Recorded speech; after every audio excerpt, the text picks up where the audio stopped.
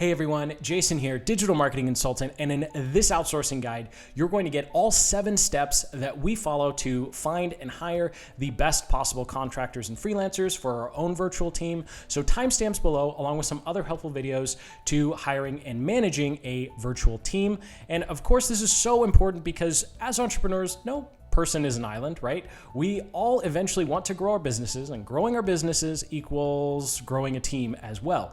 And so whether you're on day 1, 30, or 125, eventually you're going to have to hire someone. And I think hiring a virtual assistant or hiring someone to help you with your content or marketing production is a great place to start. Now, if you already have an idea of exactly who you're going to hire, then here's the timestamp to jump ahead to the platform, and I won't go through this time value ladder. Now, if you're still not quite sure what you should be hiring out or who you should be looking to hire, go ahead and look at a to-do list from your past week. Hopefully you have one, or just write out all of the things that you typically work on during the week, and then use the time value ladder to essentially give a monetary value to each one of those tasks. Obviously, there's some tasks that are administrative, and you could probably find a freelancer to do them for $10 an hour versus maybe doing some high-level marketing research or sales copywriting, or actually doing sales calls. If you were to hire a professional, it might be anywhere from $100 to over $1,000, right? So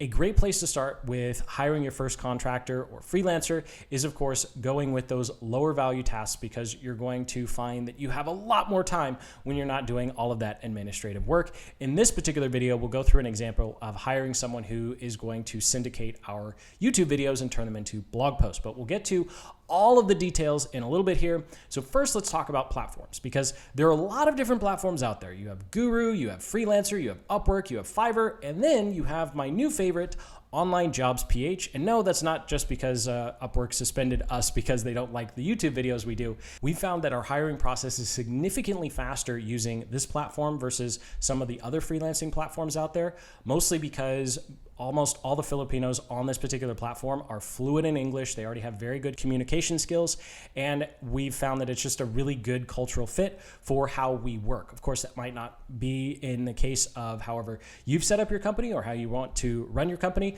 but we found that it is a really good match and a really good fit. So what's cool about Online Jobs PH versus some of these others is you only need to pay when you are looking to hire someone, and they aren't going to take a cut of the contractor or freelancer that you ultimately hire. So once you scroll through the page and check out Online Jobs PH, I'm going to go ahead and just jump into the pricing page here. You'll see that it costs $69 or $100 a month. Now, you only need to pay when you're looking to hire someone. They're very transparent about this, and this is what I really like about the service, is they say only pay when you're trying to hire someone, and then just cancel. So we only turn it on 1 or 2 months at a time while we're going through a little bit of a hiring spree, and then we just turn it off. So right now, my account's turned off, but I do recommend when you do go to hire someone, use the $99 a month plan, because that extra information you get is actually really valuable, because they do have some people on the website who try and abuse the system, and that extra little bit of personal information that you get about the freelancers can help you steer clear of some people who are misrepresenting themselves, which is true with every platform. So going into my dashboard here, you can pay with something called Easy Pay. They integrate with Payoneer or PayPal. I do not recommend using either one of those for long-term hires, but when we're doing auditions, which we'll get to later, PayPal is a great way to go. I don't recommend Payoneer just because it is such a pain to set up, and the fees aren't all that much less than PayPal. For long-term people, I would recommend going with Wise, previously called TransferWise, and we could do a whole video on this, on payments and how to pay people in other countries, but just hear me out. When it comes to TransferWise, please never, from your bank account to your freelancer's bank account, never use TransferWise or Wise to send directly. Always use TransferWise as an intermediary. So you send your money into your TransferWise balance, and then your TransferWise balance to the other person. I wish I could say more, but this is YouTube, so you can't say everything. Just please use the TransferWise balances to pay people. And you can go ahead and check out TransferWise or wise.com to learn more about them, because they are really good when it comes to paying other people. No, it's not sponsored. There's no links in the description, because you can choose whatever you want. But what's also really cool about this platform, of course, one of the big problems with hiring people when they're not in your offices, How do you know if they're actually working? Well, they also have something called time proof. And what's really cool is you do not have to pay for this software. So you can keep using this software where it's taking screenshots of people who are working. This is a current team member that we have right now, and this is what they were working on the other day. You can see my face in a couple of the screenshots, and you can even invite people who you didn't hire through the platform on this. So we have a couple of people that we found elsewhere, and we brought them onto Timeproof, and they use Timeproof just like everyone else. Then of course we use TransferWise to pay them. So there's probably a little more information than you needed, but I really wanted to save you the headache and just absolute stress when it comes to how to figure out how to pay people. But I definitely recommend we'll use PayPal when we're doing the auditions. Let's go ahead and jump on over to the 7 things you need in your job description. And then of course we'll go through the job description that we use. So feel free, timestamps below, to jump around. And of course you can always come back, pause, and just copy what we do verbatim. It's totally okay. So the first thing you want in your job description is you're going to need the number of work hours required, what the specifics of the job are. And so you really want to be detailed here. You're writing paragraphs. You're not just writing 3 or 4 sentences and saying, I need a sales copywriter, and then just posting the job. Be very detailed here. Qualifications necessary for the job. Of course, what the pay rate is. I'll go through what you can start with here. The hiring process, experience level, and of course, you also want to give the freelancers an opportunity to ask questions. So let's jump back over to Online Jobs PH. All you need to do once you've created your free account, you don't have to pay yet. So we can go ahead and click on Post a Job. And you'll see here that I have a warning that I need to upgrade my plan in order to see contact information. And scrolling down here, you can see you just need a job title, the type of employment, full-time, part-time, freelance. And so if you are going to have someone that's going to be less than 3 months, please make sure you clicked freelance so people know that they aren't applying for an actual job. Of course, we just select part-time most of the time because we're 20 to 30 hours a week max. Go ahead and drop in your job description. We will get to what we put in here. Don't worry. Wages and salary. I'll actually get to that first because that's a touchy subject. And then the ID proof. So this is a metric that the platform uses to tell you how confident they are that the person representing themselves is who they say they are. Right? So as you go through this, you'll actually find some people where they'll link to a Facebook page and go, yeah, that was like created 3 months ago. There's no way this is a real person, right? So there are, spam problems on every single platform.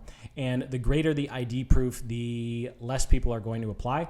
I typically leave it at 50 because with the $100 a month price plan, it's pretty easy to tell if someone's a real person or they're, just making up something fake. And the reason people do this is they'll actually pool their resources together. So they'll create this great looking profile and then you'll hire them. And then it's actually a group of people that are taking turns doing the tasks. It's not the actual one person, which is one of the reasons that happens. Okay. You drop in your email, your contact information, and then of course they have some skills that you can select what you want them to be. So let's go ahead, talk about the awkward part of the pricing, and then we'll get into job descriptions and actually inviting people to your job. So obviously, when it comes to how much to give people per hour, it's based on number 1, what they're being asked to do, number 2, where you live, and number 3, almost more importantly, where they live. Because obviously there are some rates that are acceptable in one country and would be completely outrageous and ridiculous in another. And so this is something that I'm saying completely unbiased here. I'm not trying to put anything on you because this is YouTube after all. But when it comes to how much you should be charging for, or how much you should be asking if someone's doing virtual assistant work, someone's doing web development, or someone's doing some content writing, $3 to $7 an hour is an incredibly reasonable rate in the context of Online Jobs PH. Is it a reasonable rate for some other countries? Probably not, and probably is, but it just depends on the country. If you're curious, of course, Google will tell you what the average salary is for different positions in any country in the world, and you can quickly find that what may seem ridiculous or outrageous in terms of being too high or too low for in your particular country might be completely different in another. So that's all I'm going to say about that. So this is what we tend to start with, and of course, these are multiplied by 50 or 48, I don't remember, because it's 48 pesos to $1 as of the recording of this video. So let's go ahead and jump into the job description. You do have the option of actually sending out proposals or proposal invites. I found that that's pretty much a waste of time because it's really hard to tell what people are actively looking for a job. Sometimes they just put their profile up and then they're not actually actively looking anymore. So let's go ahead and go through this job posting and the 7 things we need in it. So very first, we kind of sell ourselves here a little bit. We let people know that we're not looking for a virtual assistant, that this is an actual position. Of course, if you're looking for a virtual assistant, then if you're looking for a freelancer, then just go ahead and say this is a short-term or long-term freelance contract. So people know that they're not actually being hired for a job. They're just being hired for a specific period of time. It's not like Upwork where everyone assumes that it's a short-term contract that's 3 or 6 months. So then, of course, we sell ourselves a little bit here, saying we're a cutting-edge digital marketing agency. There is some selling you have to do to get people to apply, right? And then we kick things off by letting them know that we are open to questions because you want questions. As we go through the future sections and start actually looking at some of the live proposals that came through for this, and of course, link in the cards and the description to a video that takes a really deep dive analyzing all of the proposals that we got. But you want people to ask questions. More on that later. So then, of course, we are very clear with what the work hours are, where they start and where they end. For us, 30 hours a week is the max. As you may or may not know, when it comes to working from home, all of that bleed time you get working at the office, you get credit for working at the office, talking to random people, those useless meetings that you have to attend to, going to restroom breaks or grabbing some coffee. None of that gets included in a freelancer's time or contractor's time working from home. So we look at it as asking people to work at least 6 hours a day for a total of 30 hours a week because we don't ask people to work weekends. Then in our minds, that is full time. You, of course, can change it up to you. And you'll find that people will naturally, as you hire, they'll naturally find their rhythm. We have some people that are way more than 30 hours a week, and that's a problem that I have to solve because we're giving them too much work. And then we have other people who like sitting around 20 or 25, even though they're supposed to be 30. And you just find that you'll get a rhythm and you'll find that the freelancer will be able to, or contractor will be able to figure out what works best for them. We'll go ahead and leave it at 30. It's probably spent way too much time on that. And you've probably read the whole thing by now. And this posting is for a job audition. And so I recommend doing an audition. We'll get to how to structure that, but essentially just say, we're going to hire 3 or 4 people and they're going to do a project. We're going to pay you for it. I know you're like, what? I have to pay 3 or 5 people just to find the one person? Yeah, because you're going to pay way more money by hiring the wrong person. So you might as well bite the bullet right now. And then, of course, we let them know what the skill level is. For the most part, we like to just make sure that the English is good enough for us to understand and communicate with, especially if they're doing development work. It doesn't really matter as long as we can communicate with them, right? They're writing code. They're not writing content. But when, in this particular instance, they were writing content, so we needed really good English, right? And then you can see here the position overview. So scrolling down, we actually go really, really in-depth into exactly what they're going to be doing. If we had to create a 2,000-word training to explain what someone's going to be doing, this is exactly what we would give the new hire. So when you're thinking about what information do I have to tell this person in order to successfully do this job, go ahead and write that out. So whatever you would give a new hire should pretty much be in your job description. So people know exactly what you are asking for, and you're going to attract higher quality people because you're actually showing that you know what you want, and you're not going to be one of those employers that keeps micromanaging, right? Because you actually know what you want.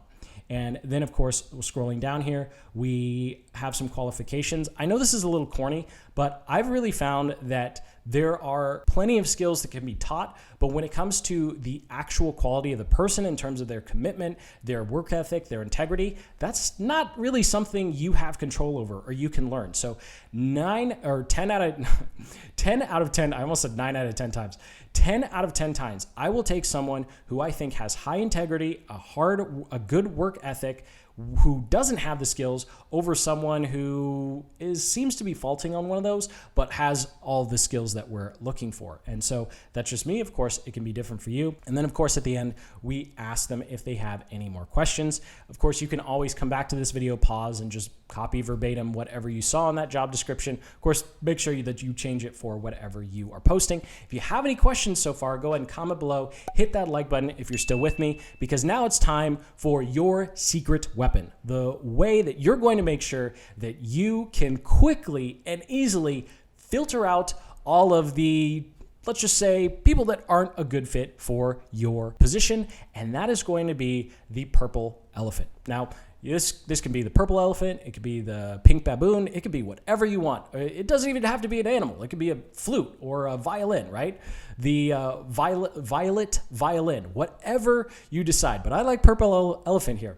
So what the purple elephant does is, in our job description, towards the end, you can also do it. I've seen it done, this technique done in the middle as well, although I like doing it at the end, is you tell them that they need to start their proposal with the word purple elephant.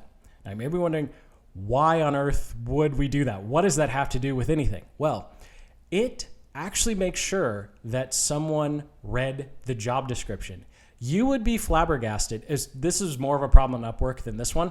It actually doesn't work as well on Online Jobs PH, but especially in the freelancer, Odesk, and Elance days, putting that little line in there, please include purple elephant in your proposal, could filter out more than half of the people who applied, because it's a very, very simple direction, and it's very, very easy to see if they actually read the job description thoroughly. Because if they didn't read it thoroughly, they don't include the purple elephant, and then you know that they're not a good fit. And then you can just move on with offering the audition to people who actually took the time to read your job description. And for those who have clearly read your job description, it's time to look at their proposals or their submits and rank them. So I'll link up in the cards in the description to a video that goes through all 6 in a really deep dive of these proposals that we got. I'm going to quickly go through 2 just for time purposes, because this video is long enough. So this is application number 4 for this particular job posting, and this was number 2. And so I'll just quickly point out a couple things. I'll scroll down here so you can see what these look like, and so you can kind of use this as a milestone as how good or bad the proposal is. I'm not a huge fan of looking at work samples, and I'm not a huge fan of doing resumes, because work samples are so easy to fake, it's not even funny, and resumes don't really tell me anything of how good the experience was. Just because someone says, hey, I've run a marathon. Okay, well, how long did it take you? Well, it took me 3 days. All right, and I stopped at a hotel, but you know, I ran 26 miles. Like, okay, great. I know that's a really stupid example, but it just shows like how facetious that previous experience is, because it really doesn't tell you much. You really need the audition to know how they actually perform. All right, I'll get off that soapbox. So here we go. They started with purple elephant, so they're in the door. If it doesn't start with purple elephant, we don't even read it, right? We just let it go. So you can always pause to read the whole thing here. I'm just going to point out 3 things. So first 2 are actually going to be the same, and this is where you're going to find people from other countries. This isn't just Philippines, it's all over the world. I've been hiring people for over 10 years now.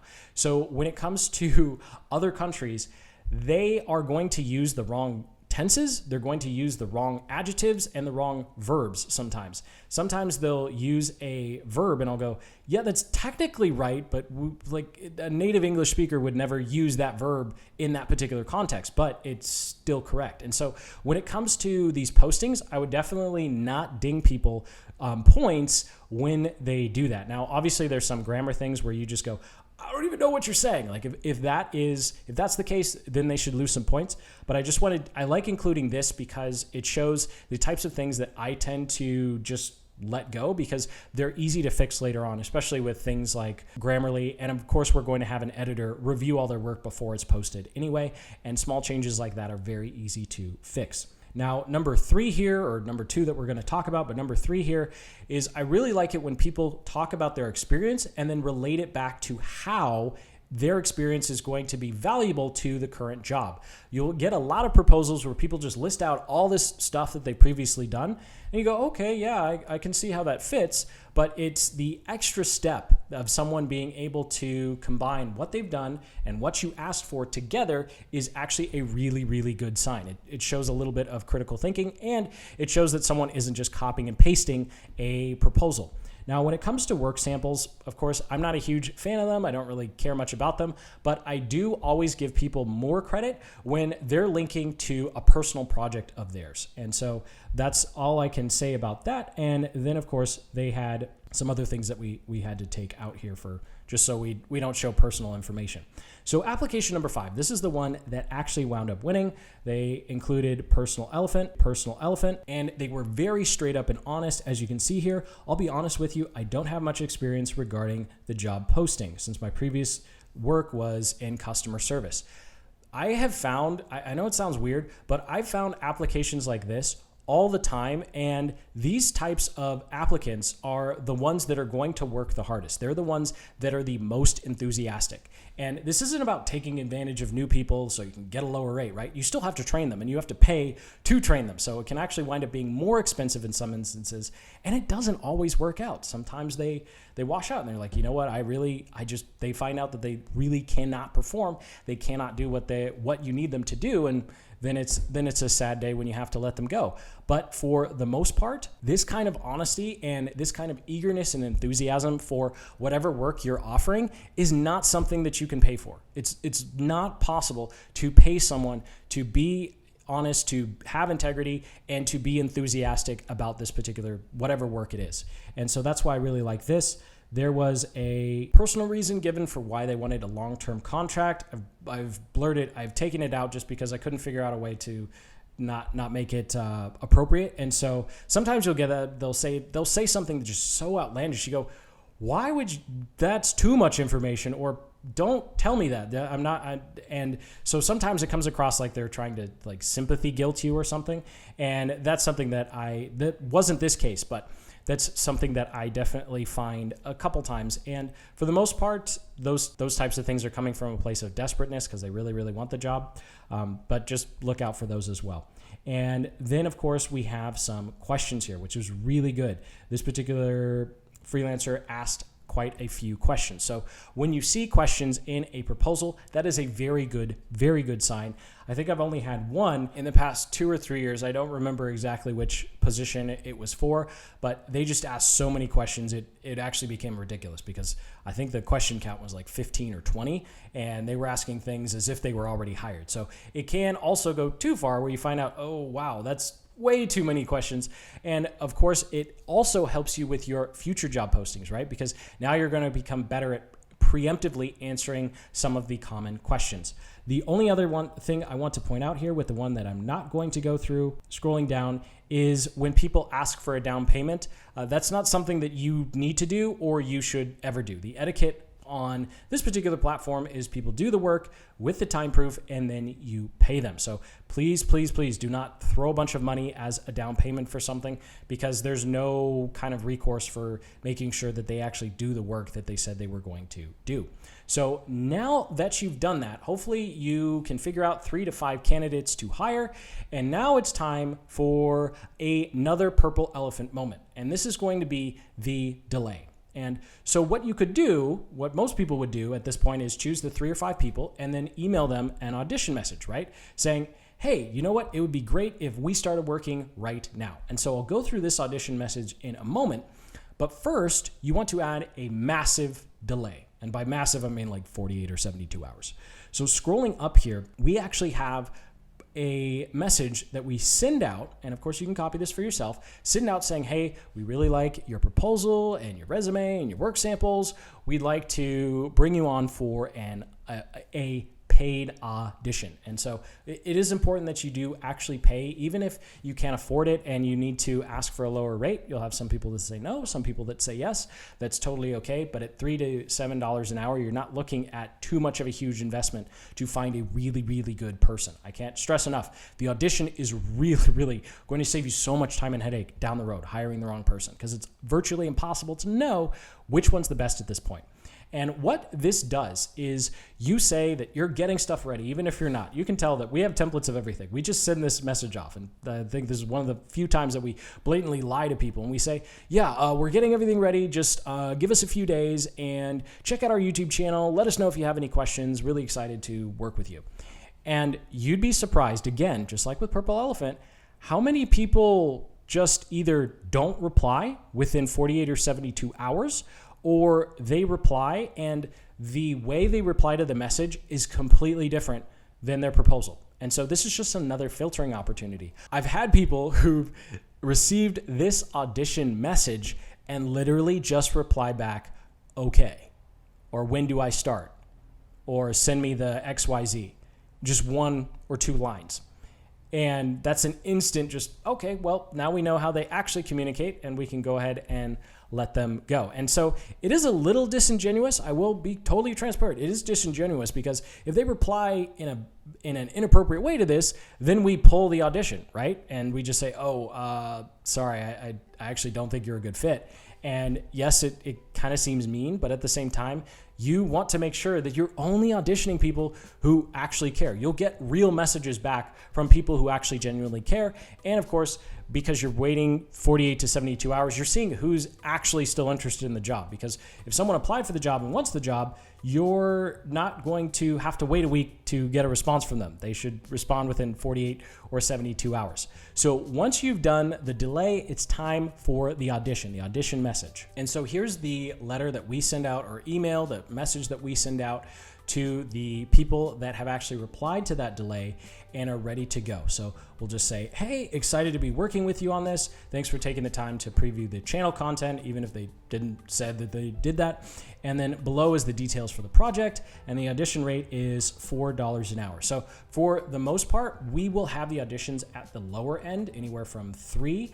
And I think the most we've ever done on Online Jobs PH, we've had to do it much higher on Upwork, but Online Jobs PH was $6 or $7 an hour, and unfortunately it wasn't worth it. Now, that's anecdotal, right? That's one person out of, I don't know how many thousands of people are on this platform. So just take that with literally a grain of salt. But when it comes to the audition rate, you can respectfully ask anywhere from $3 to $5, and it's not like you're telling people to work for free. That's not necessarily always going to be within line with what they want to be paid, but it is reasonable in terms of the audition rate because you should be paying them something for the work they're about to do.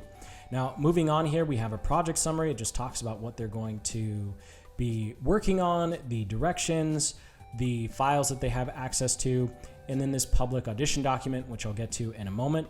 And then the oh so important deadline. And this is another, let's just call it purple elephant moment, where you have another thing where you tell people exactly what you want them to do, when you want them to do it by, and how you want them to do it.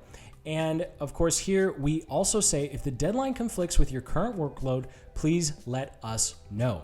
And this is please include this, because remember, they probably already have a job. They might already have work. They already have responsibilities. You're not paying them full time. They don't know if they're even going to get this job. So please be flexible with them. I've had one instance where we had to wait an extra week, but what's most important is you don't make changes after 48 hours. So someone who's going to be a good fit, and that particular person was a good fit, they just didn't make the cut for another reason, it needs to be done immediately after you send this. So someone should immediately tell you that they have a scheduling problem. They have a scheduling conflict. And this also allows you to be really, really strict when someone comes to you at 4 o'clock on the Friday that is due and says, oh, I had this problem, or oh, I had that problem, or oh, I have this weekend and I'm sorry I wasn't able to get to it. Well, it doesn't matter because they had the opportunity to tell you that it didn't work with their schedule. So that's why this is so important. Now, when it comes to the actual audition, we actually create a public Basecamp file, but we used to do this with a public Google Doc, and it will include all the information and all the assets that they need in order to do the job. So think of it as you're asking someone to build you a chair, right? So if you are giving them a table or workspace to work with, what are all the tools? What are all the directions? And what is an example of what the chair looks like that you want them to build, right? So you want it so that someone sits down at their workstation, at their workbench, and they have everything that they need to be successful within reach, right? So we want to make this as a controlled environment as possible because you really want to make sure that you're testing for the result that you want, as opposed to making something super open-ended like, okay, here's a keyword and just go write a whole blog post about it, right? You want to be very specific with the result that you're looking for. In this particular instance, we're looking for someone to take one of our YouTube videos and turn it into a blog post. So what did we do? First, we had an audition video here that just literally went over everything that's already written out. And then we give a project outline, kind of like a steps of what we think the steps that they should follow.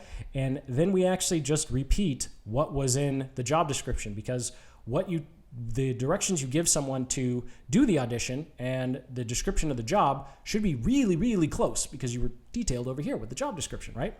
So then we tell them they need to write the blog post, they need to add the graphics. Then we have some blog post case studies. We link to some much larger, more successful blogs that we actually like. Of course, Neil Patel, digital marketer, and another guy, Nick Colinda, they all write really good blog posts. So we say, this is the kind of style and tone that we're looking to emulate. And then, of course, we give them the project file, my big ass face with my mouth open. And then, of course, we give them the PowerPoint so that they have the actual templates. And then we give them some information about the video. And this is what our video outlines look like. And then if we scroll all the way down after the video description, we give them a transcript. So we gave them really everything that they need here in order to turn this video into a blog post. So this will look like a lot of work, but I'm telling you, you're going to have to do this anyway when you hire the person. So you might as well do it up front and create the training and give it to 3 or 4 people and see how they do. The other cool thing about this is when someone's looking at your training, you're seeing how the way you communicate, you delegate, works with the way they actually work. And you'll find that just because someone's really good at what they do and they're really good fit in a different company, they might find the way that you come up with things or you explain things completely confusing.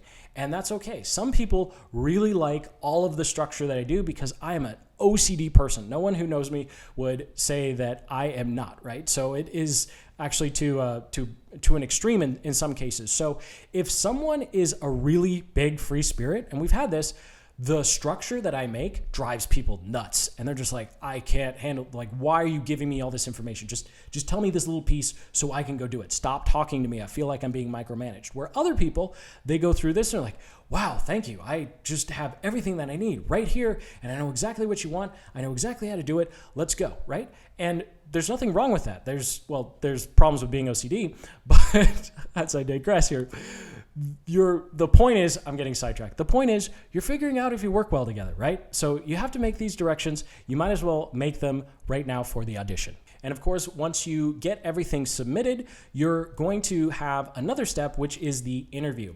Now, I used to actually do audio interviews. In fact, there's a audio interview case study on this channel, so I'll link that up in the cards in the description. It was way back like 2016 or 17 or something. So it's been a really long time since I've done an actual audio interview.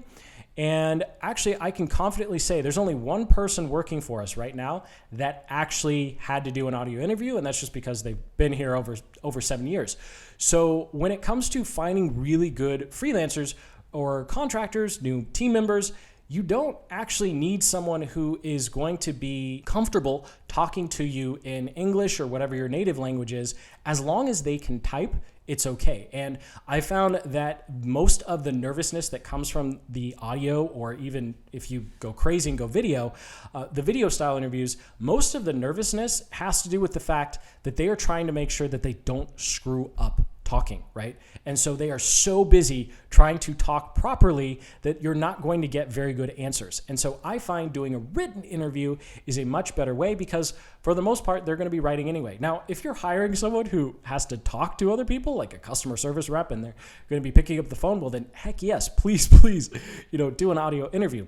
But for the most part, what we do with video editing, software development, or just basic web development or copywriting, it's all writing, right? So it's okay if they just write it out, and you're just going to get much better. I think you're going to get much better results. But hey, that's just me. I know a lot of people who like doing audio interviews, right? And maybe just I don't like doing them either, so maybe that's why. All right, here we go. So what we do is we will tell them that we're looking through all of everything that's been submitted, which we're not being facetious like we were with the delay, and then ask them to answer these 9 or 10 questions in the meantime. And again, we give them a very clear deadline. And in this particular instance, we don't actually give people another opportunity to delay. We just say, please answer these questions because we're giving them a week and it shouldn't take them more than 30 or 40 minutes. And we do not pay for this part. We only paid for the actual work. Asking someone to interview is just a normal thing to do as part of the interviewing process. So scrolling down here, we have 4 career questions. I won't go through each one of these, but you can always pause and read them for yourself. But with the career questions, we're just trying to figure out where they've been and where they are and where they want to go. And it's really important that, of course, you ask where they want to go. And number 4, I always get really, really interesting answers. And I don't say good answers. I don't say bad answers because sometimes freelancers, they undersell themselves. I've had people say, oh yeah, I'm trying to get to X dollars an hour. I'm like, yeah, you're going to be there in like a year or two. You need some bigger goals. On the other end of the spectrum, I've had people say, yeah, I want X number dollars per hour.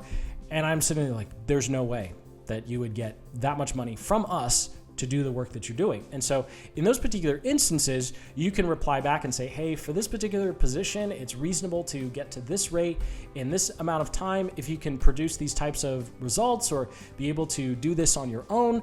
But the rate that you're looking for this particular type of work isn't possible. But if you want to learn XYZ, then maybe we could get you there.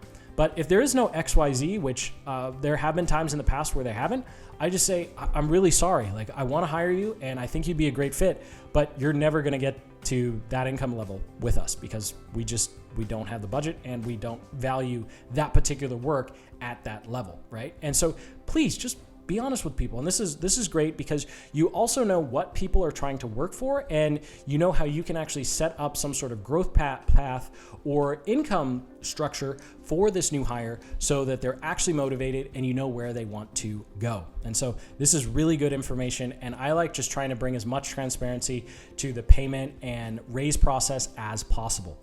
And then, of course, we have logistical questions, making sure that they're actually going to be able to do the work. If you've ever heard rumors about internet problems in the Philippines, it is true. There are so many users of the internet in Manila, which is the capital of the Philippines. It has actually, I'm not going to say this right, but it's the most heavily trafficked internet place in the world, like the most people using the internet in one area, right? So it's not just necessarily infrastructure, it's just there are a lot of people using the internet, right? So there are some issues in the Philippines with internet. So you do want to ask how they have internet. So if they actually have a provider like Globe, PLDT, or I think the last one, major one, is Sky. And you want to ask if they have a home plan or if they're using mobile data, because using mobile data is a very common thing in the Philippines as well. When it comes to which one of those service providers is the best, it really just depends on where you are. I've been in the Philippines over a year now, and I would say Globe and PLDT, I think I'm saying that right, are, I would say, the two most consistent that I've found to be the best. And I think the last one, Sky, has been a little spotty, more spotty than the others. But you're not necessarily going to disqualify a person, but you do want to know if they're using actual internet, like connected DSL, or they're using mobile data, because that might affect how they do their work, especially if they're doing a lot of things with video or large files and they're on mobile. Well, that's going to eat up their plans really, really fast. Okay, probably spent way too much time on that. And then, of course, just a general understanding of where they are. So let's go ahead and go to number 9 and 10. So number 9, give them a chance again to ask questions. So it's always a give and take here. And the more questions you get back, the better your hiring process is going to be in the future, because this isn't going to be the last time you hire someone. And then number 10, personally, between you and me, I hate this question, especially when I got asked something similar. But we just say, please write a paragraph on why we should hire you. Don't send us a list of experience, describe it to me. And so here is a chance for them to open up personally and just share why they actually want this specific position. And there's really no right or wrong answer here. I'd say out of the 10 questions, this is where you get the most amount of insight into their actual personality and what they really want out of their career and life. And of course, the final step of this particular process with the giving the offer is, of course, making the decision. So based upon the work samples, based upon the reviews, you go ahead and you have to send 3 or 4, I'm doing the math wrong. You're sending a couple of rejection letters, and then, of course, you're sending one offer. Now, something I would recommend doing, I know seems a little disingenuous, but go ahead and as quickly as possible, send out the offer with saying what you'd like them to start at and how many hours a month they'll start at, and then where you think that they'll be able to get a raise to in the future.